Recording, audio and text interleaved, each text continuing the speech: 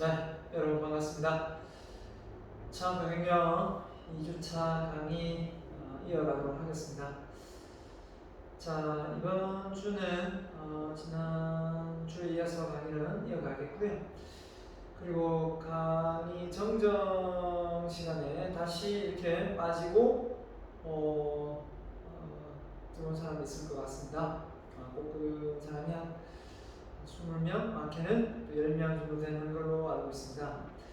혹시 만약 그렇게 된다면 1주차 강의를 꼭 듣고 강의를 요약서를 올려주시기 바랍니다. 예전 같으면 한 주가 지나가기 때문에 그냥 넘어갈 수도 있지만 1주차 강의를 들을 수 있게끔 영상이 올려져 있습니다.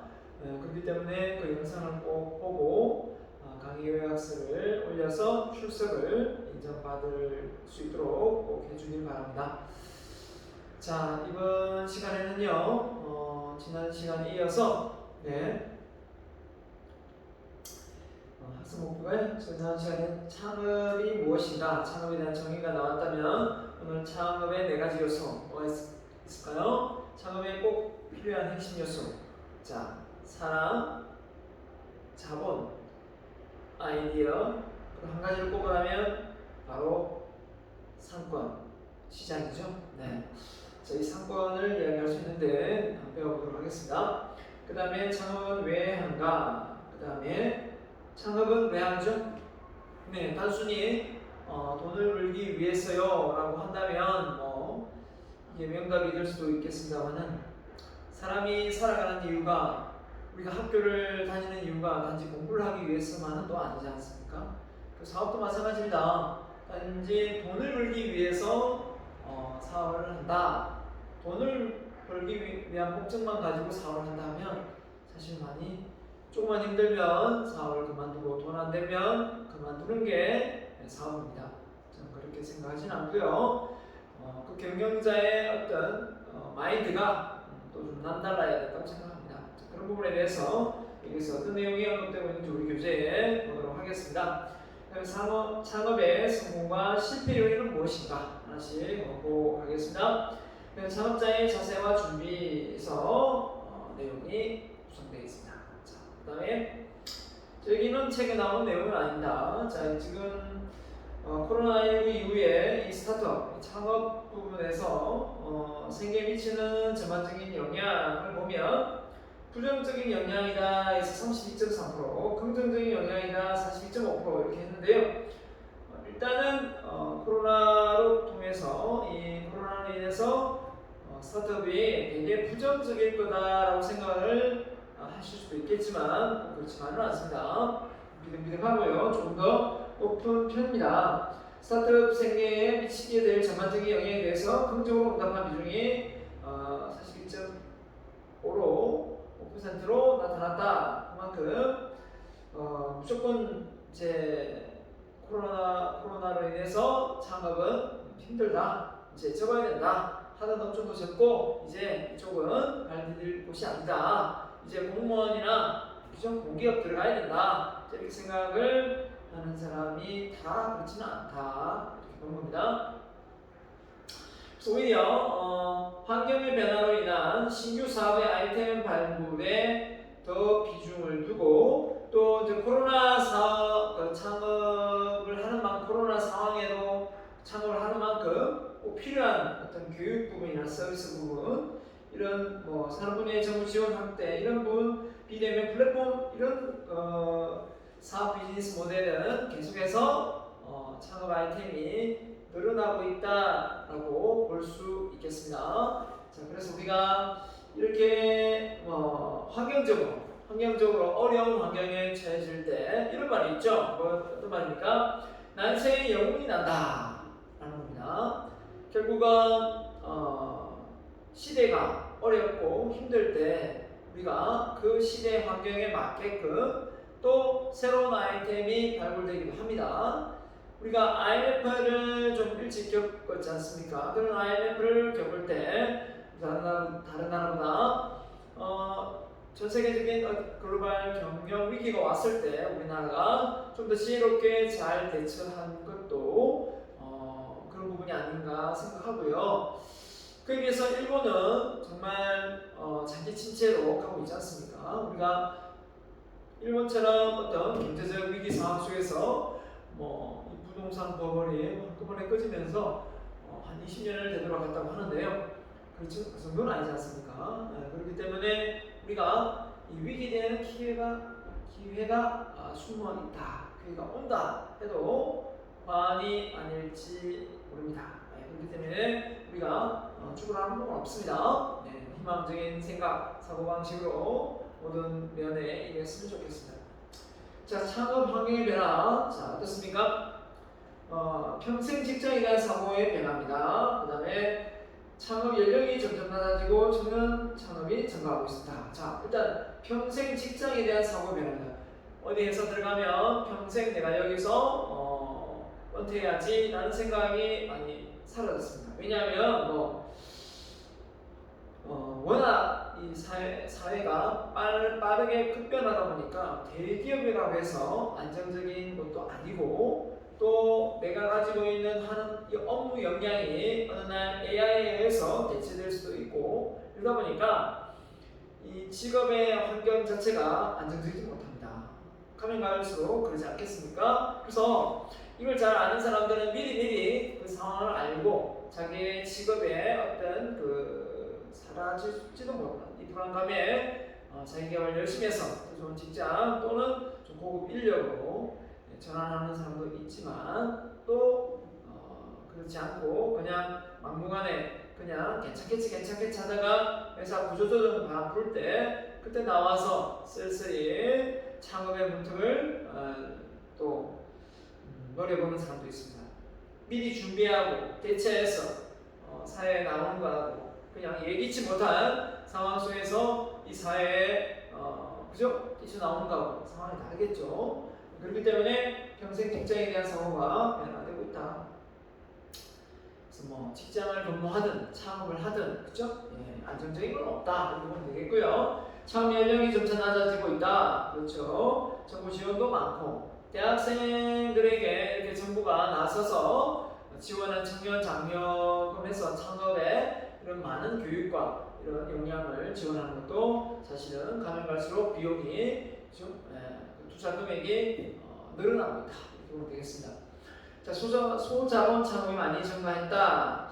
자, 저는 의외로 우리나라보다 앞선 유럽이나 선진국들은 창업을 참 많이 하지 않았을까라고 생각했는데 그렇지는 않더라고요. 그래서 못 사는 나라가 창업을 많이 하는가? 그렇지도 않습니다. 근데 우리나라는 일단 미국을 비춰봤을 때 창업해서 사업을 비즈니스를 일으키는 게 훨씬 더 많습니다. 미국에 비해서 선진국이 아님에도 불구하고, 하지만 그만큼 또 반대로 긍정적으로 생각하면 창업하기에 좋은 환경에 놓여 있다라고 볼 수도 있겠죠. 왜냐하면 그 나라가 좁다 보니까 그죠? 사람들이 이렇게 밀집돼서 생활하는 경우가 많지 않습니까? 그러다 보니까 사업을 벌리기가 훨씬 더 수월하고 유동인구도 많고, 그런 부분에서 창업의 먹거리도 많지 않을까 생각합니다. 아무튼 소자본 창업이 많이 증가했다라는 거고요. 네 번째는 여성의 창업이 증가했다.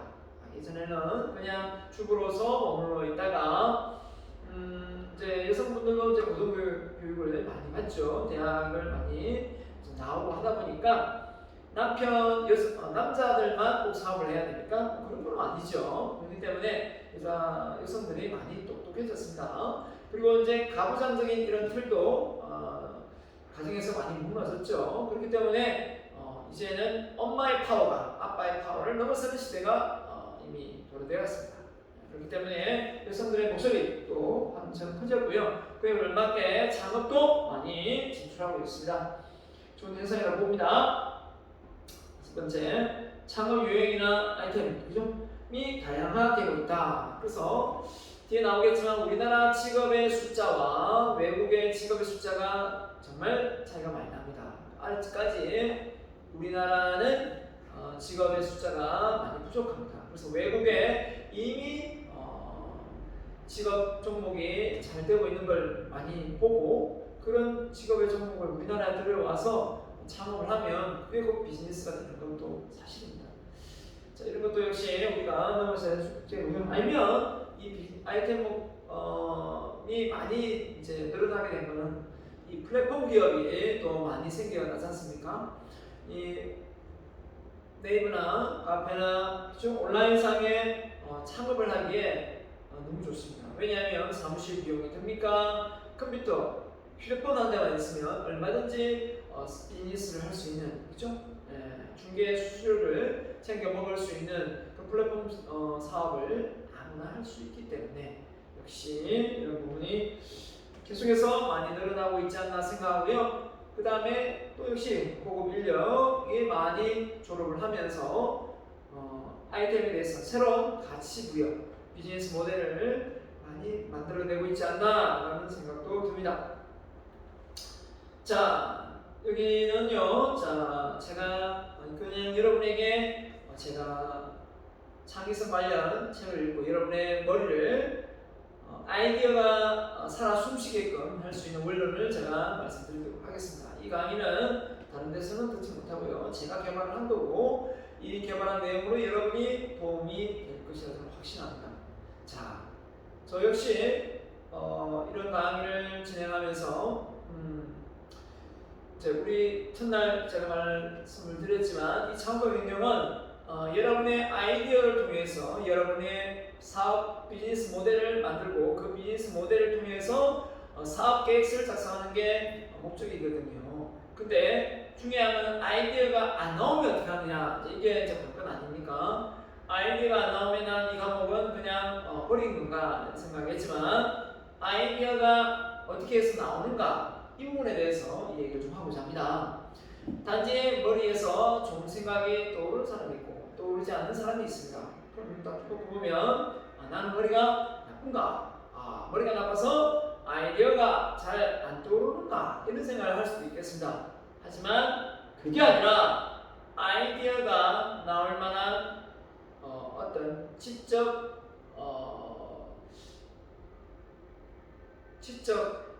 자료가 충분히 수집을 못했다? 이게 맞겠네요. 그 분야에 대한 아이디어를 낼 만한 자료가 충분치 못하다.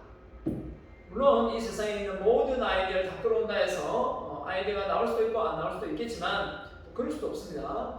결국은 제한된 자료를 가지고 아이디어를 내겠지만 하지만 아이디어를 내려고 하는 그 분야에 대해서 전혀 아는 바가 없다. 어떻게 아이디어를 낼 수 있겠습니까? 그렇기 때문에 우리가 아이디어는 단순히 그냥 머리 좋아서 나오는 게 아니라 그 분야에 관한 많은 지적 어떤 수준과 그 다음에 경험이 곁들여져서 필요성을 느낄 때 저는 나온다고 생각합니다. 그래서 일단 지적 호기심이 있어야 됩니다. 지적 호기심이 생기면 어떤 상황이 발생되냐면 우리가 하루에 5만에서 6만 가지의 생각을 하는데요.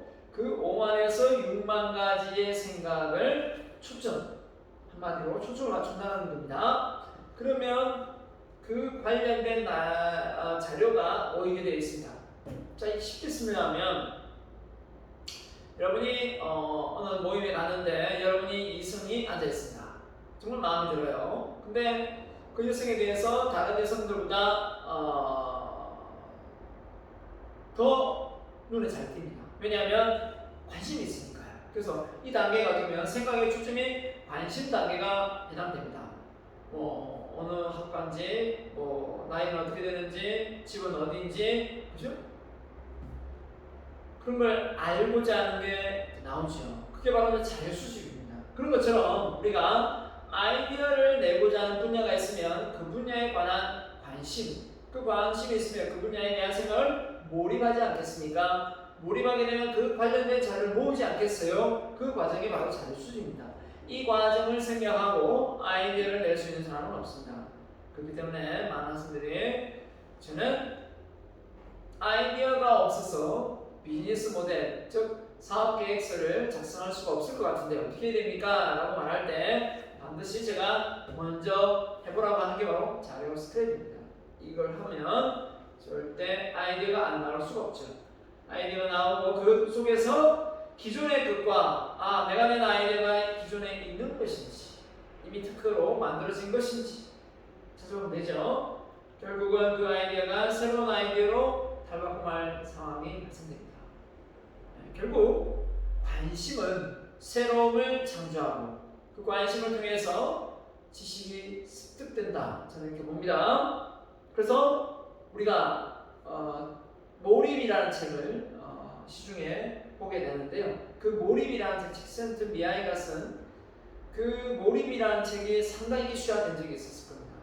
왜 그러냐면 어디에 집중하고 어디에 몰입해서 그 분야의 아이디어를 내면 바로 전문가가 되기 때문이죠. 그래서 아이디어를 내는 사람은 딱 이 세 가지를 잘한다고 보시면 됩니다. 전문가가 되는 차지하고 일치됩니다. 여러분이 아이디어를 잘 내는 것을 넘어서서 전문가로 거듭나기를 원한다면 세 가지를 반드시 실행에 옮겨야 됩니다. 첫 번째가 바로 집중, 두 번째가 반복, 세 번째가 끈기입니다. 집중, 반복, 끈기, 집중, 반복, 끈기. 따라해볼래요? 집중, 반복, 끈기, 집중, 반복, 끈기. 이게 여러분의 여러분을 전문가로 이끌어내는 좋은 습관이 될 거라 저는 확신합니다. 저도 그렇게 해봤기 때문에 정말 효과를 많이 봤거든요. 자, 그래서 생각을 아까 어떻게 했죠? 몰입을 하게 됐죠. 몰입해서 집중하면 그 속에서 환경의 변화가 일어난 것처럼 보입니다. 하지만 실제 환경의 변화는 일어난 게 아닙니다. 내 눈에 그 이성이 보일 뿐이지 다른 사람 눈에는 보이지 않습니다. 물론 보일 수도 있겠죠. 관심 있으면. 내가 찾는 자료가 다른 사람에게 관심이 있을지 모르지만 내가 집중하고 몰입하기 때문에 그 자료가 찾아지는 거죠. 그렇죠? 그렇기 때문에 환경의 변화가 일어난 것처럼 보이지만 사실 그 속에서 큰 변화는 내가 느끼는 것이니까요. 지혜가 남들여서 결국은 우리가 원하는 뭔가를 아이디어를 찾아낼 수가 있다. 시중에 몰입이라는 책이 있으니까요. 혹시 시간이 된다면 이런 책 정도는 한 권을 한번 읽어보라고 강력하게 추천합니다. 자, 그래서 이 아이디어라는 것 자체가 결국은 뭐다? 결국은 호기심이고 관심이다. 내 호기심을 한 곳에 몰입하라. 이건 뭐냐? 생각을 우리가 5만에서 6만 가지의 생각이 있는데 그 생각을 어떻게 하라고요? 단순화시켜라. 그 생각을 단순화시켜야 되는구나. 그러면 나는 그 분야의 전문가로 거듭날 수가 있겠구나. 왜냐하면 아이디어가 반드시 나올 것이기 때문입니다. 자, 항상 호기심을 품어라. 여러분 어디에 호기심이 많습니까? 여러분이 호기심이 많다면 그 분야는 여러분의 전문가 자질이 무궁무진하게 나올 수 있습니다. 관심 분야에 초점 맞춰라. 자, 정주영 회장이 이런 말을 했습니다. 이런데요. 비서와 함께 해외 출장차 울산 공항을 내리기 전에 비행기가 울산 동구 방어진을 그죠? 일산 해수욕장을 이렇게 순회하고 있을 때 그때 이 정주영 회장이 그 비행기 창가 쪽에 앉아서 한마디 했답니다. 와우, 돈이 세리비리 깔렸다 라고 말했습니다. 자, 이 말을 전해들은 옆에 있는 비서가 회장님 어디에요? 하면서 같이 창문을 보았다고 합니다. 그러자 정주영 회장이 비서에게 한 말이 뭔지 아십니까? 미안하지만 자네 눈에는 안 보이네 라고 말했다고 합니다. 미안하지만 자네 눈에는 안 보이네. 왜? 비스가 무식했어요?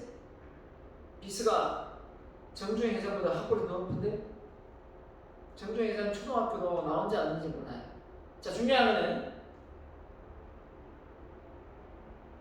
정주영 회장은 그 동부 앞바다를 보면서 여기에 조선소를 세우리라 라는 생각을 하고 있었던 사람이고, 비서는 동부 앞바다를 보면서 경치 좋네, 한번 놀러 가야지 라는 생각밖에 되겠습니다. 결국은 같은 걸 보고도 다르게 해석하는 그 생각, 거기에서부터 아이디어가 나오는 살아 숨쉬는 그 그런 사람이 될 수도 있고 전부가 될 수도 있고 아닐 수도 있다라는 겁니다.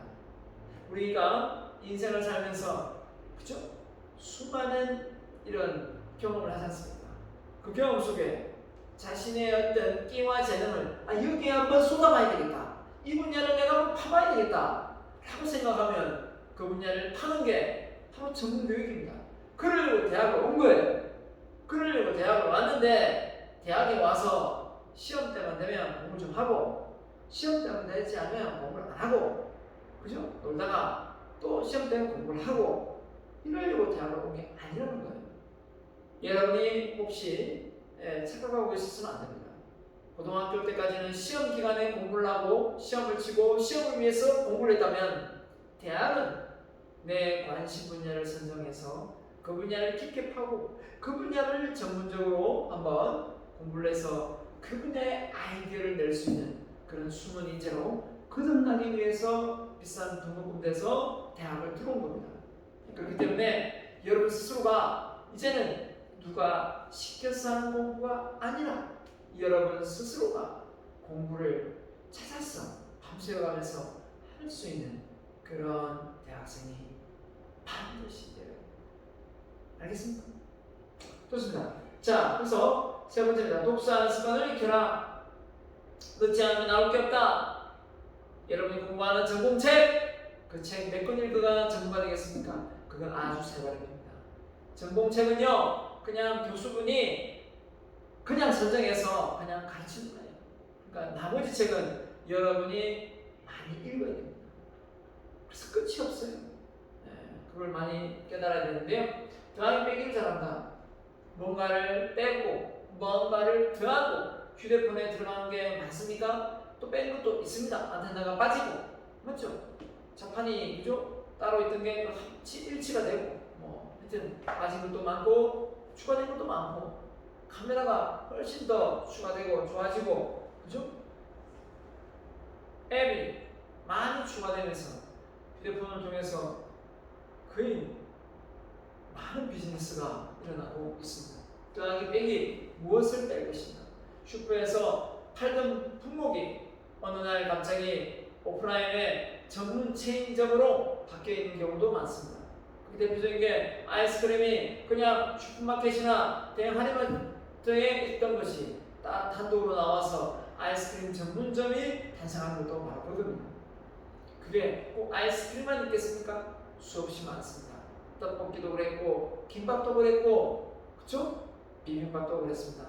심지어 죽도 마찬가지입니다.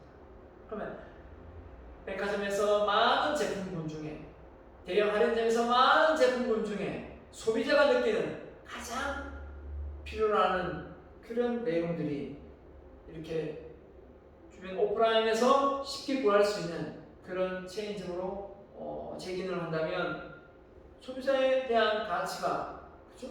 부과되어서 보조문의에 돈이 나오지 않겠습니까? 네. 그게 바로 비즈니스 모델입니다. 비즈니스 모델. 자, 아무튼 실패 속에서 배움을 찾아라. 그래서 이런 말을 얘기를 많이 합니다. 태양광 다리 밑에 있는 사람이 실패를 많이 했느냐? 빌딩을 소유하고 있는 건물주가 실패를 많이 했느냐? 어떻게 보면 태양광 다리 밑에 있는 사람이 실패를 덜 했을 것 같고 그죠? 많이 했을 것 같고 건물주가 실패를 덜 했을 것 같습니다. 그래서 성공했습니까? 아닙니다. 아니에요. 크게 성공한 사람들, 크게 업적을 많이 남긴 사람이 훨씬 더 많이 실패를 경험했습니다. 그런데 왜 성공했을까요? 그 이유는 그 실패를 바로 디딤돌로 삼았기 때문입니다. 여러분이 도전하고 뭔가를 해낼 때 그게 진정한 실패가 되지 않으면 또다시 반복하고 끈기 있게 하면 됩니다. 새로운 방법으로 또 도전하면 된다는 거죠. 같은 방법으로 되풀만 하지 않는다면 언젠가는 그 꿈이 실현될 수 있을 거라고 확신합니다. 자, 그래서 실패 속에 배움을 찾아라 이런 말을 했고요. 메모하는 습관. 천재는 메모 관입니다. 왜 메모를 크게 분류하면 두 가지 이유입니다. 진짜 머릿속에 기억하기 위해서 하는 것도 있지만 내 머리를 단순화시키기 위해서 메모하는 것도 많습니다. 왜냐하면 우리의 머리는 생각하는 머리로 활용하는 것이 좋지 뭔가 모두 저장하려고 하는 기능을 하다 보면 머리가 복잡해집니다. 근데 생각과 이 저장을 동시에 하려고 하다 보면 머리가 막 복잡해집니다. 그럴 때 메모를 하면서 정리를 해서 나중에 생각하고 나중에 저장하고 이렇게 분류를 하다 보면 우리 뇌를 정말 가볍게 만들어낼 수 있습니다.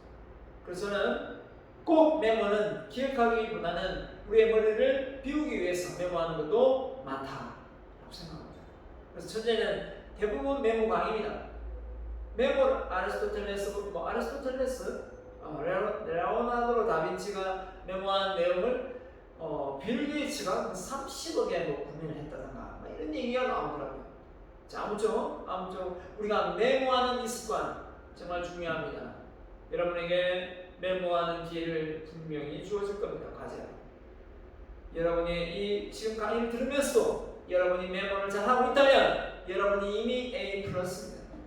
A+. 이미 따놓은 당상입니다. 귀찮아서 손도 까딱하지 않고 이 영상만 켜놓고 딴짓하고 놀고 있다면 죄송하지만 여러분은 B뿔입니다. 네, 시험 안 쳐도 어떻게 하냐고요? 저도 다 해봤습니다. 여러분 꼭 메모하는 습관 들여보시기 바랍니다. 자, 그 다음에 자신의 숨겨진 잠재능의 힘을 믿으라. 여러분 우리는 타고난 끼와 재능이 있습니다. 어디에 있습니까? 우리 뇌에 있죠.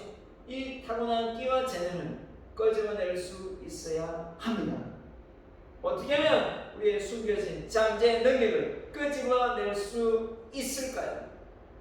그걸 끄집어낼 수 있는 방법은 앞서 소개한 전문가가 되는 방법입니다. 뭐라 했습니까? 제가 전문가 되는 방법은 첫 번째가 집중, 두 번째가 반복, 세 번째가 끈기라고 했습니다.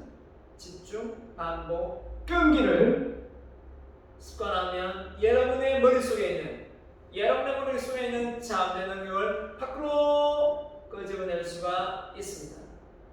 그렇기 때문에 여러분 스스로가 집중할 수 있는 사람이 됩니다. 집중이 뭐다? 생각이 단순하다. 생각이 단순하다는 게 뭘까? 바로 하루 일과 목표입니다.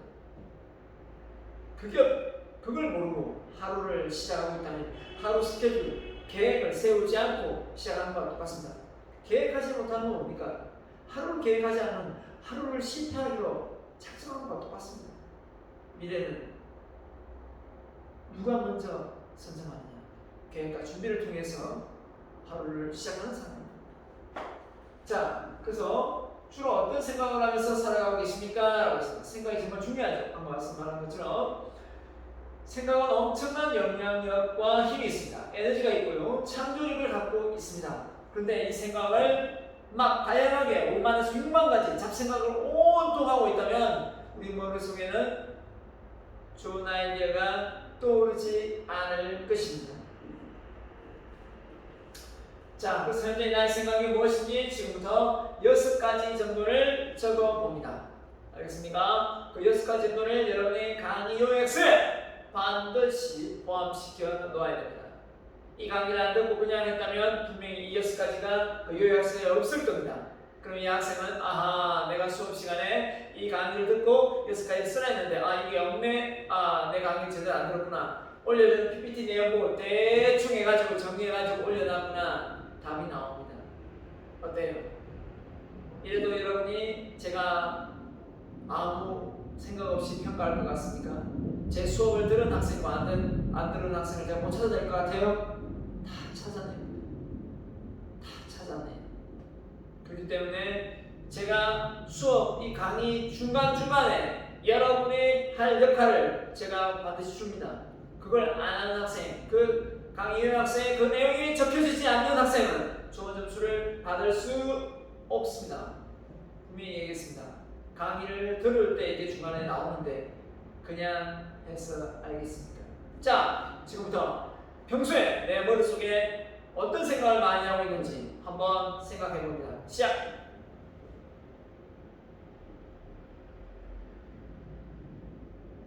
네, 시간에서 여러분이 생각을 많이 하고 적었다고 생각하고 내 머릿속에 있는 것부터 한번 여러분에게 공개해 보도록 하겠습니다. 제 머릿속에는 이런 생각을 나는 세계 최고의 대중연설가가 될 것이다. 나는 100억을 벌어서 10억을 기부할 것이고 100권의 책을 써서 10권의 베스트셀러 작가가 될 것이고 나는 역사적 인물이 될 것이다. 나는 대한민국의 인성교육을 바로 잡는 그런 훌륭한 인재가 될 것이다.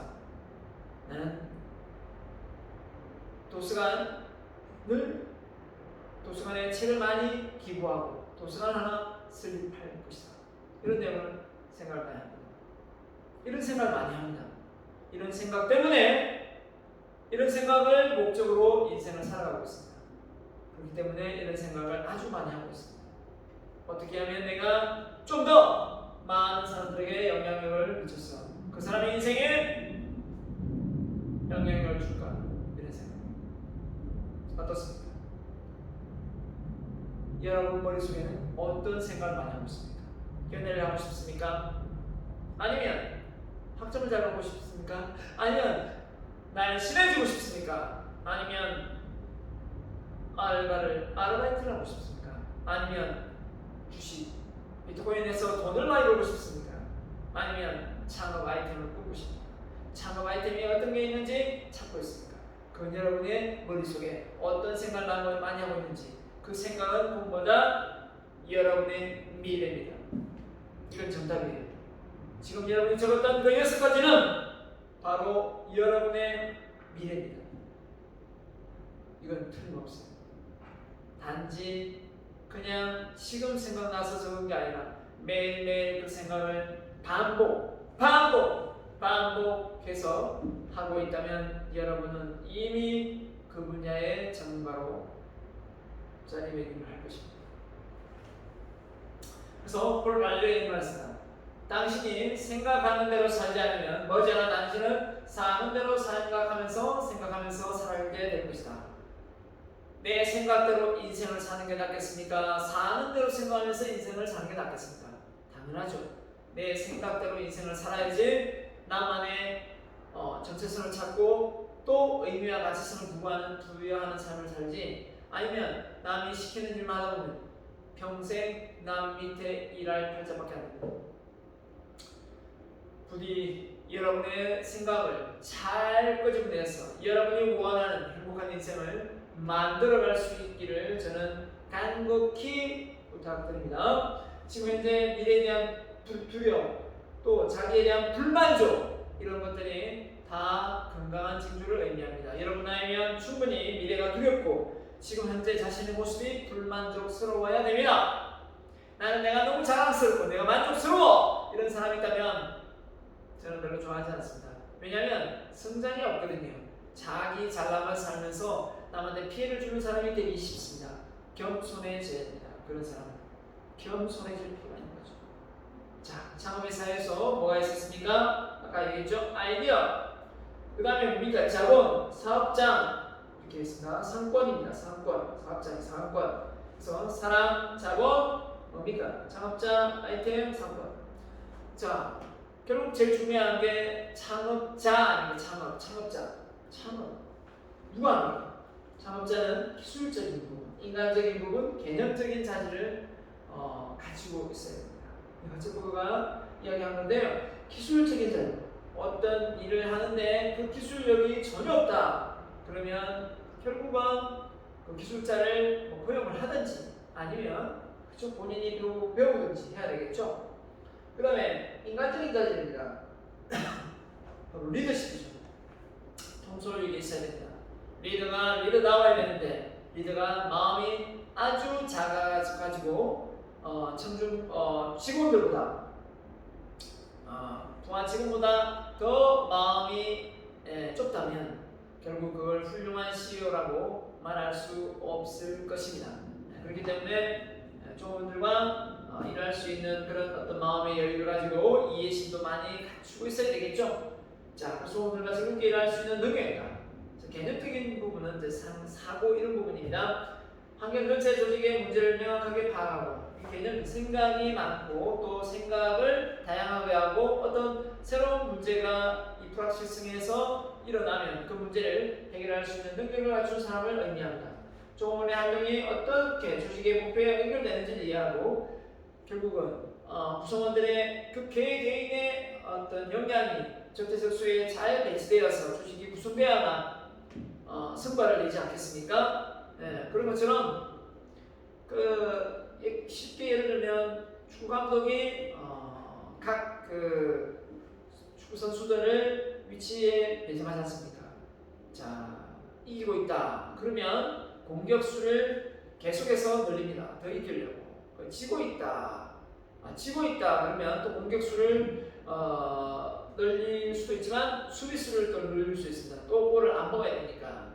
그런데 오늘 아니면은 이 게임 빼고는 이제 다음 경기가 없다 치면은 그러면 이제 총 공격수를 다 내보내게 됩니다. 이런 것처럼 그 상황에 따라 전략이 달라지는 거죠. 예. 옛날로 치면 축구는 전쟁이죠, 전쟁. 스포츠라고 그건 하지만 중간, 그죠? 분사, 총 공격, 앞서하는 공격수, 그죠? 중간 공격수. 세 번째는 안정적으로 성을 지키는 사람. 이렇게 되는 거니까요. 자, 이런 부분에서 어떤 선수를 기용해서 어떻게 뛰게 해서 상대편의 골을 넣느냐. 이게 축구의 전략 전술 아닙니까? 그런 것처럼 기업은 뭡니까? 인재를 뽑으면 그 인재가 회사에 출근해서 그 자기의 역량을 그 회사에 묻어나게끔 잘 발휘할 수 있게 만들어야 되지 않습니까? 근데 모든 일을 이렇게 하다 보면 그날 위임하지 않고, 그죠? 자기 혼자 다 잘하려고 다 하려고 하는 그런 시효가 있습니다. 그러다 보면 결국은 직원들은 기술력은 전수되지 않고 또 어떻습니까? 금방 또 실증을 내기도 합니다. 네, 이런 부분도 우리가 잘 고려해서 어떻게 보면 기술적인 자질은 일반 관리자가 되겠고 인간적인 중간 관리자가 되겠고 개념적인 자질은 최고 경영자가 가지고 있어야 될 자질에 속합니다. 하지만 창업을 혼자 처음에 1인이든 한 5명에서 10명 내외 할 때는 이런 부분에서 전체적인 어떤 기업의 창업자가 좀 자질을 어느 정도 갖추고 있을 때 훨씬 더 도전적인 어떤 그 역할을 할 수 있겠죠. 자, 그래서 지식과 열정, 의지력, 통솔력, 체력 등이 뒷받침될 때 창업은 성공할 수 있다고 봅니다. 최선을 다하고자 하는 전문가 정신, 그죠? 프로페셔널 마인드가 있어야 된다. 결국은 최고가 될 수 없을지는 몰라도 최선을 다하겠다는 그 마인드 자체가 정말 아름답고 멋진 삶 아닙니까? 기술의 극한까지 파고들려는 장인 정신, 그죠? 그런 정신이 필요하고요. 철저한 주인의식, 내가 책임을 지고 그 일에 대해서 결과에 책임을 지는 그런 문제를 해결하려고 하는 의지, 이런 것들이 다 주인의식입니다.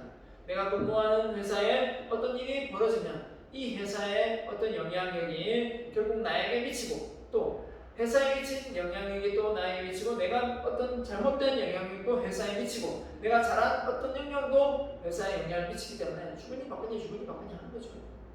근데 주인의식이 없다면 내 부서일, 내 일 아니라고 미루고 도난시하다 보면 결국 나중에 그 조직은 망하게 됩니다. 자, 사업 규모에 따라 자금이 다르겠지만 최소 한 1.5배 정도 자금이 필요할 때가 많습니다. 창업자 대부분이 창업 과정에서 자금 문제로 많은 어려움을 겪습니다. 그래서 초반에 비용을 너무 많이 지불해서 힘든 경우도 있고, 그죠? 또 자금이 빨리 회수되지 않아가지고 분명히 사업은 잘 되는데 이 자금이 순환하지 못해가지고 힘든 경우도 많습니다. 그래서 예상치 못한 투자 요인이 발생으로 계획한 사업이 진행 과정에서 차질을 보일 때가 흔하게 많습니다. 그래서 초기 창업 자본은 자신의 능력에 맞게 최소화하는 것이 중요하기 때문에 너무 많이 또 이렇게 빚을 내서 이자 부담을 하면서 사업을 일으켜서 그 사업이 초창기에 아직 인지도가 없어서 잘 안 될 때 또 더 힘들어질 수 있기 때문에 어느 정도 잘 조정해서 해야 됩니다. 그래서 준비하는 준비자료, 운영하는 운영자료, 시설 자료 이런 부분도 너무 크게 해서 시작하지 말고 남의 눈을 무서워 보여주기식 사업을 일으켜서는 곤란하겠습니다. 크게 확장해서 해야 되면 해야 되겠지만 그렇다고 해서 아직 시험 무대인 상황에서 너무 크게 사업을 확장해서 일으키다 보면 한번 넘어지면 다시 못 일어나는 그런 불상사가 일어날 수 있기 때문에 초반부터 너무 많은 시간과 돈을 투자해서는 곤란하겠습니다. 자, 장기적으로 투자한 자금은 자기 자본이나 장기 자유분으로 충당하고 부채 준도가 높으면 과중한 이자 부담으로 인한 경영 부실이 원인이 되기 때문에 대출을 무리해서 너무 많이 하지 않아야 됩니다. 창업 아이템입니다. 추상적인 생각, 소비자들의 니즈를 파악하여 창업의 기회를 발견하고 탐구하는 과정에서 아이디어가 나옵니다. 결국은 소비자들이 필요로 하는 게 무엇인가 이걸 발견하는 게 정말 중요하겠죠. 그래서 아이디어가 아이템이 되기 위해서는 소비자가 분석, 기술적 분석, 사업성 분석을 과정을 거쳐야 합니다. 아무리 아이디어가 좋아도 이게 아이템이 되기까지는 이 비즈니스 모델이 되기까지는 어려움이 있습니다. 왜냐하면 좋은 아이디어긴 하지만 그 제품을 만들어내는데 너무 많은 비용이 들어가고 극소수만 필요한 어떤 아이템이라면 결국 그게 아이디어라면 그게 좋은 아이템 항목은 될 수가 없거든요. 그게 사업 비즈니스를 일으켰을 때 수익적인 부분도 고려하지 않을 수 없잖아요. 그죠? 그렇기 때문에 그 철갑상어 알을 이렇게 판매하는 사람을 받아요. 그게 철갑상어를 키워서 알을 이렇게 공급하는데 시간이 꽤 오래 걸리더라고요. 한 10년 가까이 철갑상어를 키워야 된다는 거예요. 자, 그렇게 보면 10년 동안 그 투자되는 먹이하며 그 시설 장비하며 이런 것들을 감내하지 못한 상태에서 예상치 못한 상황에서 사업을 하다 보면 고기가 크는 그 과정을 못 기다리고 창업을 접어야 될 수도 있기 때문입니다. 자, 정보가 이렇게 추상적인 생각을 명시적으로 구체화하고 체적인 형태를 지닌 제품이나 상품일 수도 있고 무형의 서비스일 수도 있다. 이 아이템과 아이디어는 좀 더 현실화된 그런 과정이라고 보면 되겠습니다. 그래서 에디슨이 많은 아이디어를 냈지만 그걸 아이템으로 접목해서 새로운 제품을 만들어지기까지는 다한 건 아닙니다. 10,000가지를 아이디어를 냈으면 그 중에 뭐 한 3,000가지, 뭐 2,000가지 정도 상품화되었을 거라고 보거든요. 자, 우리나라는 직업의 숫자가 선진국에 비해서 턱없이 많이 부족합니다. 10,000개가 안 됩니다. 미국은 30,000개, 일본은 25,000개, 캐나다는 20,000개 되는데 우리는 40,000개가 채 되지 않습니다. 뭘 의미할까요? 우리나라에도 더 새로운 좋은 비즈니스 모델이 많이 나와야 된다는 걸 의미합니다. 맞죠? 근데 우리나라는 아직 그런 게 많이 부족합니다. 여러분 머릿속에서 이게 사업이 될까 하는 것 같지만 될 수도 있습니다. 그런 새로운 비즈니스 모델을 하면 그게 바로 뭡니까? 블루오션 아닙니까? 블루오션. 레드오션이 아닌 블루오션. 자, 다음 시간에 아마 레드오션, 블루오션 관련된 강의도 제가 곁들이겠습니다. 왜냐하면 이게 아이디어를 내는데 정말 좋거든요. 레드오션보다는 블루오션. 블루오션은 4가지 프레임워크가 있는데 첫 번째는 제거, 두 번째는 감수, 세 번째는 점검, 네 번째는 창조입니다. 이게 들어간 창조가 방금 설명했던 대로 4가지 프레임워크인데 이걸 김희찬 우리나라 김희찬이라고 했는데 그분이 외국계하고 책을 써가지고 어떤 한 분하고 책을 써서 상당히 돈도 많이 벌고 컨설팅 자료를 많이 활용되고 있습니다. 여러분의 나중에 사업 비즈니스 그죠? 할 때 그때 사업 계획서를 만들 때 필요한 그 차트한 내용에 속합니다. 그렇기 때문에 블루오션 전략 꼭 한번 배워보도록 하겠습니다. 오늘은 아닙니다. 자, 참고 아이템입니다. 사업의 기회가 되기 위해서는 첫 번째, 제품이나 서비스가 고객에게 기회를 새로운 가치를 제공한다. 가치를 제공한다. 가치 기업이라는 게 원재료를 가지고 공정 과정을 통해서 그 가치 있는 부가가치가 높은 제품을 만드는 거 아닙니까? 철사로 있던 게 뾰족한 걸 만들고 구멍을 뚫어서 바늘이 되듯이, 그죠? 또는 클립이 되듯이 이게 바로 부가가치가 높은 그 내용이 어떤 금속에 따라서 반도체 원료가 될 수도 있는 거 아닙니까? 그리고 이런 것처럼 우리가 부가가치가 높은 그런 사람이 되어야 되겠고, 역시 부가가치가 높은 제품을 만들어야 소비자가 잘 사가지고 가지 않겠습니까? 지속적인 수익성을 보장할 수 있어야 되고, 뭐 일시적이면 안 되겠죠. 뭐 여름에는 되는데 겨울에는 안 된다. 그게 이제 뭐 밀면 이런 거 아닙니까? 뭐 겨울에 먹기도 하지만 여름에는 잘 안 먹습니다. 제가 밀면하고는 좀 체질이 안 맞아가지고 저는 콩국수 이런 거 좋아합니다. 자, 아무튼 창업자는 창업의 준비 과정에서 희망 업종을 분석한다. 정보 수집, 경험자 또는 종사자 면담, 창업 아이템에 대한 사업 타당성을 분석해보고 과연 이게 비즈니스가 되겠는가 안 되겠는가 해보겠죠. 그 다음에 사업장이다. 사업 상권하고 바로 또 뭡니까? 그 위치의 입지라는 겁니다. 상권은 그 주변을 이야기하고 입지는 그 건물이 있는 위치가 바로 입지입니다. 그렇기 때문에 업종과 점포의 위치가 조화를 이룰 때 성공하는 성급하지겠죠. 그래서 입지로 보면 코너가 좋습니다. 코너가 좋고 상권으로 치면 그 주변에 그 매장의 오프라인이라면 오프라인 매장에 팔고 있는 어떤 제품군을 구매해 줄 수 있는 고객들이 거주할 수 있는 곳이 되겠죠. 아주 비싼 제품이 전시되어 있는데 그 주변에는 사람들이 정말 못 살아요. 그 옷을 그 제품을 살 수 있는 어떤 수준이 안 되는데 그런 부가가치가 높은 제품을 그게 진열해낸다고 팔리겠습니까? 그런 것처럼 그런 어떤 상권이나 입지를 잘 선택해야 되겠죠. 그래서 제품의 특성이나 매출의 중요한 요인이 되게 됩니다. 소매업, 서비스업, 요식업 창업의 경우 점포 입지가 상당히 성과의 중요한 요인이 된다. 그렇죠? 뭐 예를 들면 물류업 이런 거는 뭐 어느 외곽에서 들어오기 때문에 뭐 입지가 무슨 상관이 있습니까? 창고만 지어도 되는데, 그죠? 그게 이제 유통업이거든요. 이런 쪽은 위치가 그렇게 중요하지 않습니다. 그런데 서비스업 쪽은 소비자가 쉽게 접근할 수 있는 그런 위치에 있어야 되지 않겠습니까? 그래서 20대 예비 창업자가 창업을 하는 이유는 뭐냐?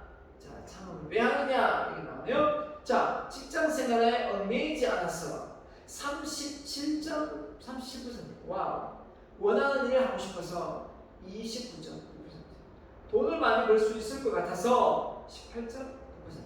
시험이 너무 안 힘들어서 그런 경우도 있겠지. 7.7%. 해보자 연료가 없어서 6.8%. 기타가 되어 있는데요. 그래서 제일 중요한 건 직장 생활에 얽매이고 싶지 않다. 자유롭죠. 내가 쉬고 싶을 때 쉬고 놀고 싶을 때 놀고.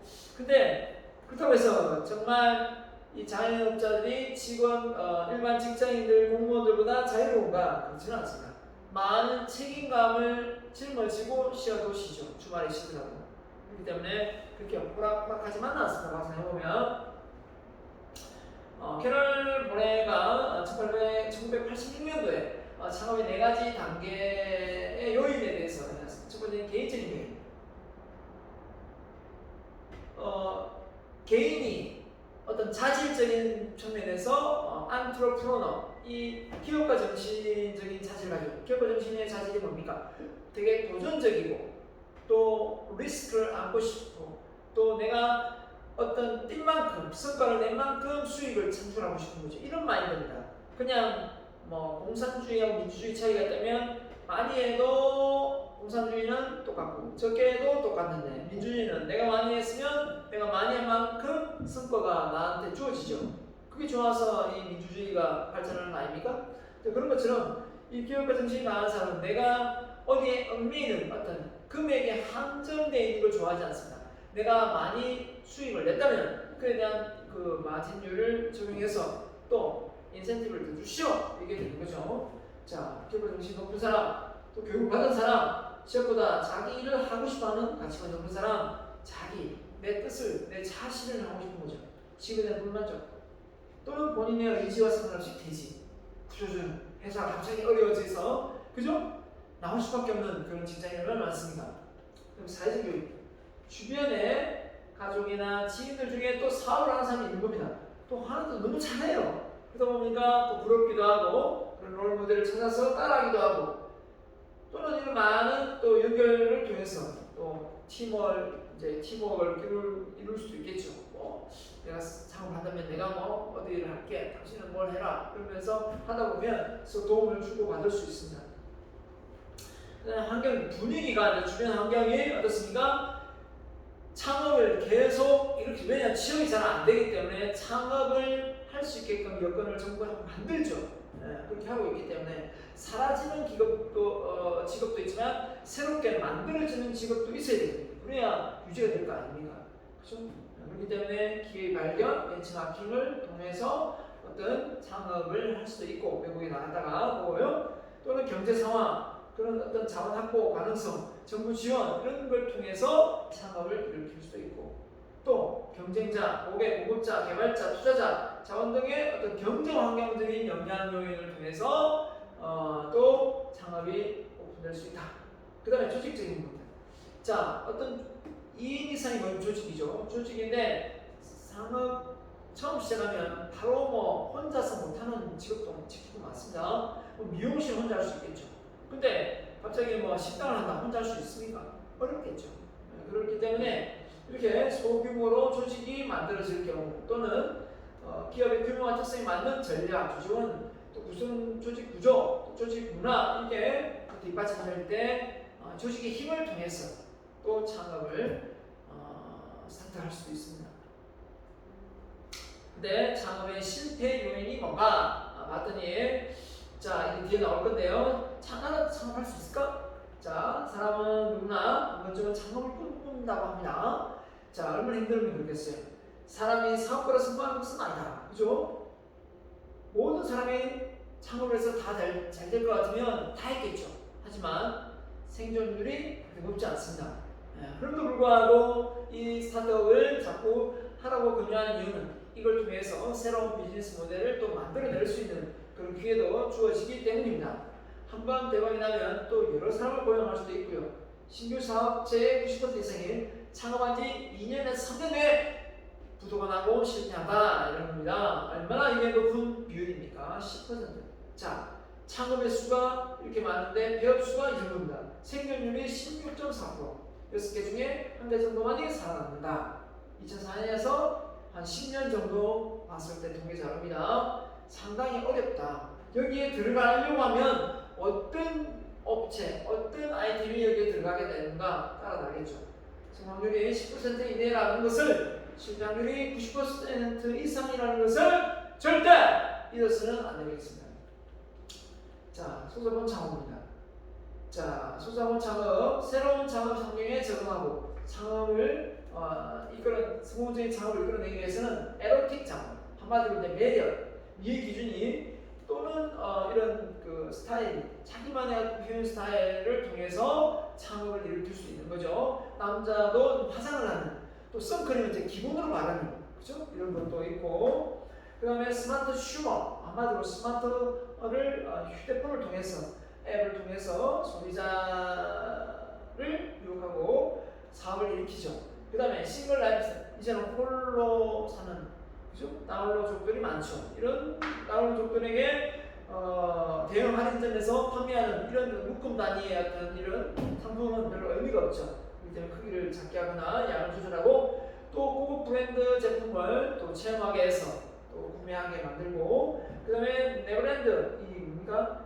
이 세상에 없는 새로운 어떤 3D 프린팅이라는데 결국은 새로운 제품의 생산을 이 3D 프린트로 해낼 수 있고, 사이버 협업입니다. 인터넷상에서 서로 협업해서 동반 좋은 아이디어를 공유할 수 있고, 그 다음에 소비자가 원하고 즐거움을 쫓아서 또 사업 비즈니스를 제안하면 어떻습니까? 그게 맞춰서 또 새로운 아이디어가 나올 수 있겠죠. 그래서 상업의 결정적인 성공 요인은 리더십이다. 결국은 잘 이끌어간다. 리더십이 뭡니까? 목표를 갖고 구성원들을 잘 설득시켜서 원하는 목적을 달성하는 거 아닙니까? 그러면 잘 소통하고 교감해야 되겠고 귀를 잘 부착해야 됩니다. 아무리 잘하려고 해도 사업 비즈니스가 안 되면 결국은 리더십의 영향력은 크게 영향을 미치지 못합니다. 그래서 결국은 이런 위기에 잘 대응해야 됩니다. 왜냐하면 언제 잘 된다 하더라도 또 경쟁자가 바로 또 많이 진입해서 어제의 블루오션이 내일은 레드오션이 될 수도 있기 때문에 긴장하고 있어야 됩니다. 많은 실패 요인이 과도한 자기확신, 근거 없는 자기확신, 지나친 통제와 욕구로 완벽주의, 뭔가 한 번에 또 대박을 터뜨리려고 잘하려고 하고 이러다 보면 행동도 느려지고 그렇습니다. 도전도 안 하게 됩니다. 나중에 지나친 낙관주의.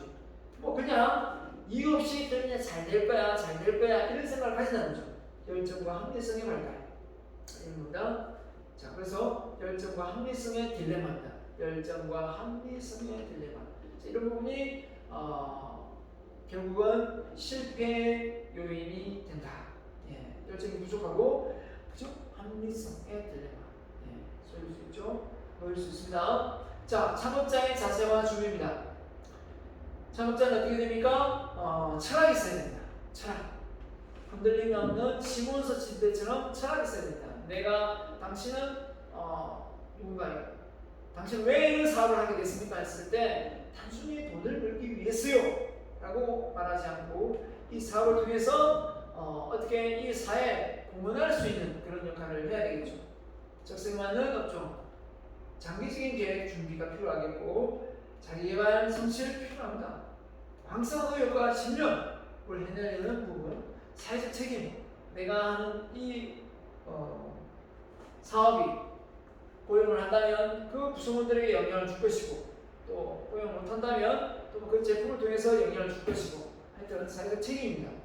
회사 내가 경영해서 내가 돈을 많이 벌었다고 해서 구성원들만 챙길 게 아니라 그 주변의 많은 소비자, 단체, 이런 정부, 기관 또는 은행, 공공관공서 다 영향을 주게 되어 있습니다. 책임을 같이 가져야 돼요. 창업자의 위험성, 금전적인 위험성, 경영상의 위험성, 가족사회의 위험성 다 있습니다. 내적, 심리적 위험성 있을 수 있겠죠. 그죠? 네. 그래서 우리가 창업의 자세 이런 위험성을 없는 그런 어떤 환경에서 뭘 할 수 있겠다 하지만 그런 세상은 없습니다. 그래서 이런 부분을 잘 이겨내야 될 것 같고요. 리스크가 없는 세상은 불행뿐이다. 그 리스크를 잘 이겨낼 수 있는 에너지가 필요할 뿐입니다. 그래서 내가 창업가의 자질이 되는가 안 되는가 해서 예 아니요 라고 이렇게 이분법적으로 이분류법으로 물을 수도 있고요. 두 번째는 자 이렇게 개수로 말합니다. 개수로 내가 18개 이상이면 사업가의 자질이 크다. 6개 미만이면 사업가의 자질이 극히 빈약하다 이렇게 할 수도 있고요. 이건 점수입니다. 그러니까 이 점수를 매겨서 5, x, 3, 2, 1 점수를 매깁니다. 이렇게 점수를 매겨서 내가 사업가의 기질이 있는지 없는지 보는 거죠. 경무를 담당할 수 있는 충분한 체력, 정신적, 정서적으로 건전하고 안정된 상태, 사회 요구하는 충분한 지능 이런 거죠. 주위로부터 참고할 수 있는 평가, 모험시 강하다고 용감하다는 평가, 책임감이 강하고 믿음직하다는 평가, 성실하고 무질문하다는 평가, 어떤 일을 충분히 해낼 수 있다는 자신감, 판단이 정확하고 결단력이다는 평가, 운동이나 일할 때 남에게 지기 싫어하는 평가, 한 가지를 열중하는 친구여, 인간관계의 매력이고 인덕이 있다는 평가 이런 것들이 점수가 높으면 좋겠죠. 자, 그래서 이게 점수가 높으면 관리적 자질, 개인적 자질이 단독화서 창업가의 자질을 꾀할 수가 있습니다. 그래서 또 마지막은 창업자의 강점과 약점을 적습니다. 이제 뒤에 앞으로 나올 수학 분석도 외부 요인, 기회 요인과 미래 요인. 외부 요인의 강점과 약점이 내부 요인이 되겠죠. 창업을 하는데 창업자의 자신감이 무엇보다 중요합니다. 창업자 자신의 강점과 약점은 잘 파악해서 대처를 해야 되겠죠. 부족한 건 채우고 장점은 살리고 강점은 최대한 활용하고 미리 보완해야 됩니다. 그러려면 이렇게 성품이나 대인관계 긍정적이다, 겸손하다, 지나치게 기시나 지치가 있다, 인내할 끈기가 있다. 좋은 거죠. 대인관계 보기 넓다, 말이 활발하다, 화수로 표현이 뛰어나다, 인상의 외모가 호감을 준다. 이런 거죠. 좋은 거죠. 점수 좋아야 되겠네요. 자, 그 다음에 볼까요? 일에 업무에 완벽하다, 일에 대한 집중을 잘한다, 계획 분석력이 있다, 추진력이 있다, 책임이 있다. 일에 대비 전문 마인드가 있다, 컴퓨터 실력이 있다, 어학 능력이 있다, 독서를 많이 한다, 건강하다. 이런 부분들이 점수가 높으면 창업자의 자질을 높게 볼 수 있겠습니다. 자, 그래서 장점과 약점을 미리 이렇게 정리해서 한번 작성을 해보면 내가 창업가의 자질이 있구나, 없구나 알 수가 있겠죠.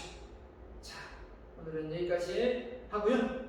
다음 시간에 3주차 여러분을 뵙도록 하겠습니다. 대단히 수고 많았습니다. 마치겠습니다.